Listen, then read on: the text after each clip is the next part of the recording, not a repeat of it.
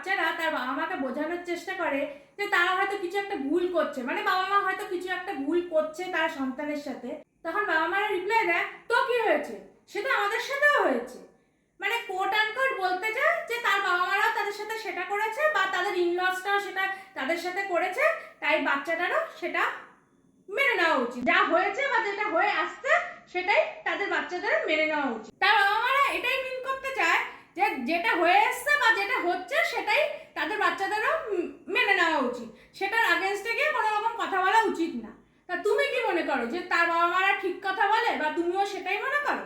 আমি সেই বাবা মাকে এটাই বলবো যে তোমাদের সাথে যেটা ভুল হয়েছে সেটা সত্যিই ভুল হয়েছে। তোমরা যদি চাও তাহলে সেটা সম্বন্ধে বলার অধিকার আজকেরও আছে। সে বাবা মাই হোক বা যে ভুল করেছে সেই হোক, তাকে গিয়ে বলাটা উচিত। কিন্তু তোমাদের এই ট্রমাটা না তোমাদের বাচ্চাদের দিয়ে দেওয়ার কোনো অধিকার তোমাদের নেই। তোমরা ভুগেছো বলে তোমার বাচ্চাকেও সেটা ভুগতে হবে, এটা বলার অধিকার তোমাদের একদম নেই।